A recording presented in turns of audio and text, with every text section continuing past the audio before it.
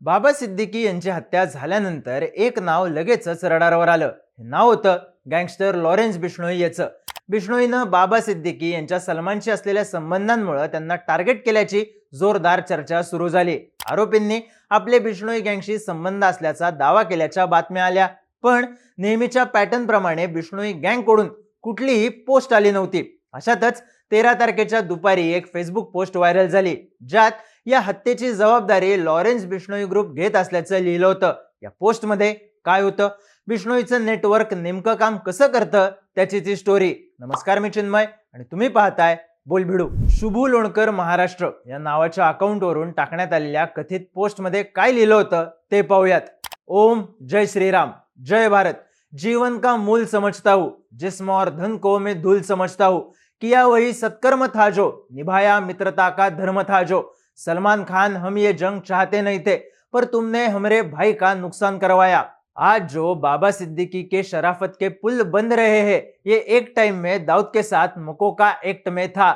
इसके मरने का कारण अनुज थापन और दाऊद को बॉलीवुड, राजनीति, प्रॉपर्टी डीलिंग से जोड़ना था. हमारी किसी से कोई दुश्मनी नहीं है, पर जो भी सलमान खान और दाऊद गैंग की हेल्प करेगा, अपना हिसाब किताब लगा के रखना. हमारे किसी भी भाई को कोई भी मरवाएगा तो हम प्रतिक्रिया जरूर देंगे.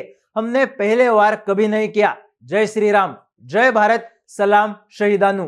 या पोस्ट खाली होता एक हॅशटॅग लॉरेन्स बिश्नोई ग्रुप. साहजिकच कालपासून सुरू असलेल्या चर्चांना पूर्णविराम मिळाला. लॉरेन्सच्या ग्रुपनं ही हत्या केल्याचं समोर आलं आणि त्यानंतर सगळा फोकस शिफ्ट झाला लॉरेन्स बिश्नोईवर. पण हा लॉरेन्स बिश्नोई आहे कुठे, तर गुजरातच्या जेलमध्ये.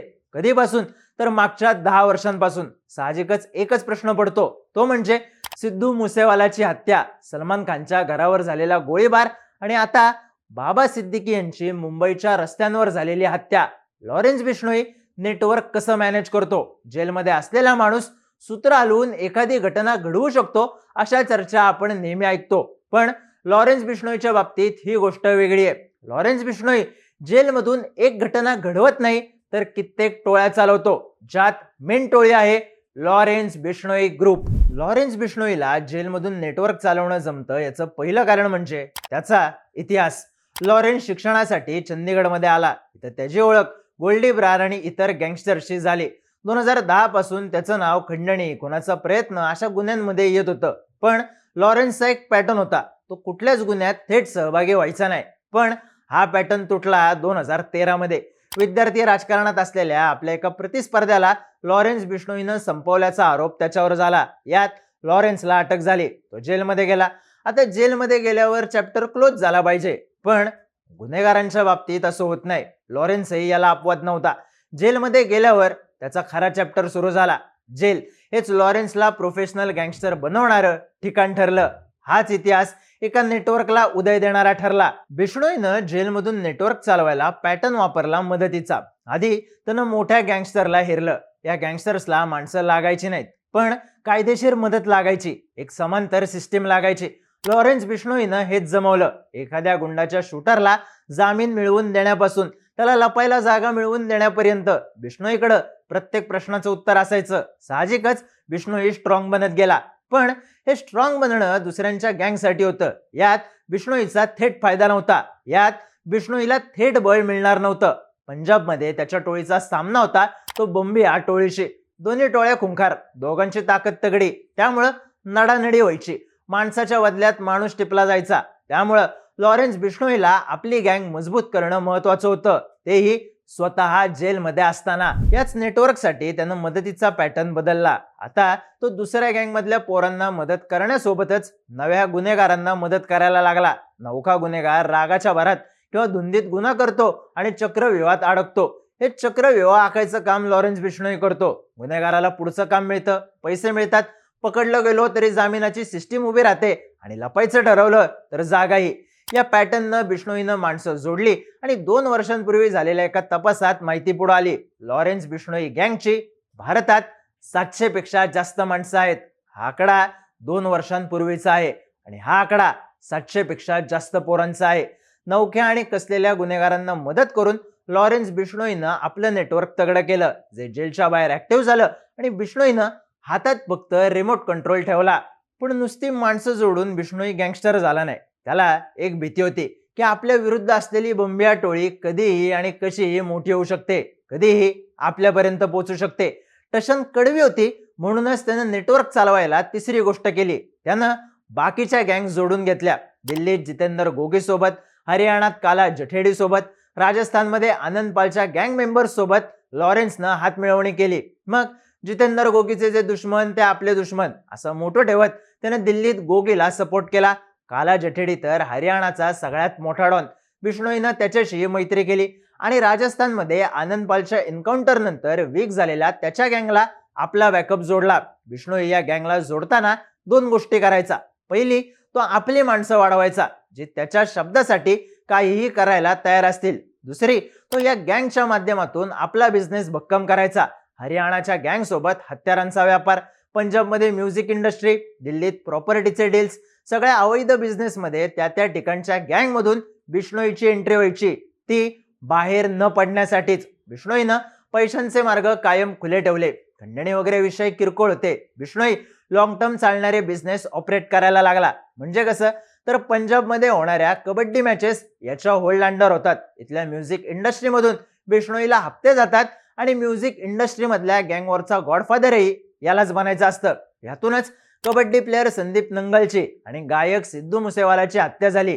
दोन्ही वेळी रडारवर बिश्नोई गँग चालली होती. यात चालणारा सट्टा, यात असणारा पैसा हे लॉरेन्स बिश्नोईचे कायमस्वरूपी पैसा कमवण्याचे मार्ग. त्याच्या जोरावर त्याला नेटवर्क चालवता येतं, स्वतः जेलमध्ये असतानाही. बिश्नोई जेलमधून नेटवर्क चालवतो तो कम्युनिकेशनच्या माध्यमातून. आता जेलमध्ये संडासात मोबाईल चालवणं, चोरून फुल लावणं हे आपण पिक्चरमध्ये बघतो, पण बिश्नोईचा पॅटर्न वेगळा आहे. त्यानं या कम्युनिकेशनसाठी सगळी सिस्टीम पोखरली. मार्च 2023 मध्ये लॉरेन्स बिश्नोईनं एका हिंदी वृत्तवाहिनीला इंटरव्ह्यू दिला होता जेलमधून.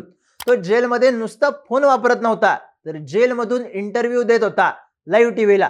या इंटरव्ह्यू मध्ये लॉरेन्सनं स्वतःचं गुणगान गायलं. आपण जे काय करतो देशभक्तीसाठी करतो, आपण भारत वेगळा होऊ देणार नाही, आपण पैसे घेऊन काहीही करत नाही, अशा अनेक बाता मारल्या.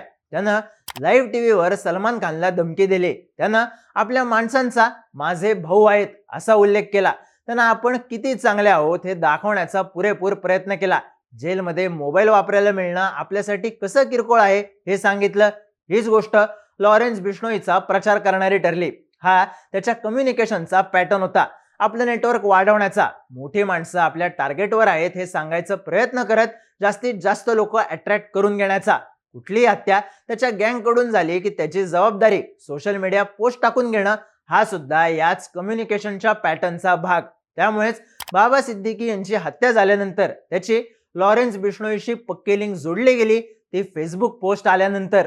कम्युनिकेशनचा विषय इथंच थांबला का? तर नाही. बिश्नोईनं आपल्या गँगमधली माणसं मॅनेज करायला सुरुवात केली. त्यांना कामाची आखणी करून देणं, काम समजावून सांगणं, हत्यारं कोण पोहोचवणार, पळून कुठं जाणार हे सगळं लॉरेन्स सांगतो अशी ही चर्चा होते. अर्थात प्रश्न उरतो तो म्हणजे कसं सांगतो. तर जेलमध्ये असतानाही कम्युनिकेशन सुरू ठेवण्यासाठी Bishnoi voice over internet protocol म्हणजेच VoIP सिस्टीम वापरतो. यावरून इंटरनेट कॉलिंग करता येतं, जे ट्रेस करणं अवघड असतं. दिल्ली पोलीस सांगतात की बिश्नोई सारखे मोठे गँगस्टर्स हे कॉल स्वतः करत नाहीत, तर जेलमध्ये आपल्या माणसांना बोलवून घेतात आणि त्यांच्या माध्यमातून ज्याला द्यायचा तो मेसेज देतात. बिश्नोईला जेलमध्ये असून नेटवर्क चालवता येतं याचं आणखी एक कारण म्हणजे त्याच्या डोक्यावर असलेला कॅनडा मधला हात.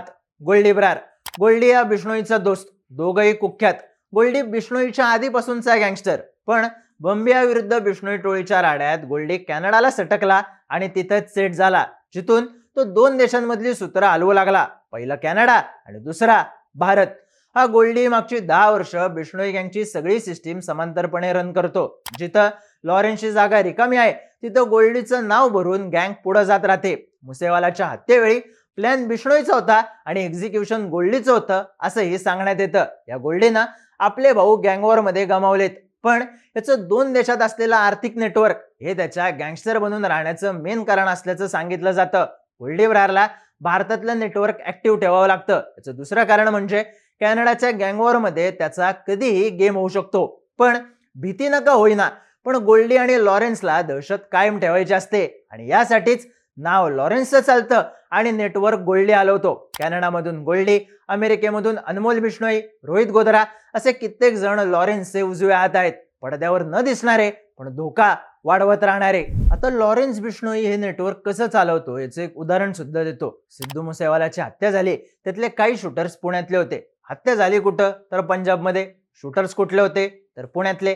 पण पंजाबमध्ये ते गेले कसे? तर राजस्थान मार्गे. ते सिद्धूला मारून परत फिरू शकतील इतपत आखणी झाली होती. प्लॅन करणारा लॉरेन्स जेलमध्ये होता. शूटर्स, हत्यारं हे सगळं मॅनेज करणारा गोल्डी कॅनडामध्ये. सलमान खानच्या घरावर झालेला गोळीबार आणि आता बाबा सिद्दीकी यांची हत्या. दुर्दैवानं या गोष्टी एकच मेसेज देतात. देशाला घातक ठरू शकणारं, जेलमधून चालणारं हे नेटवर्क किती पक्क होतं आणि किती पक्क आहे.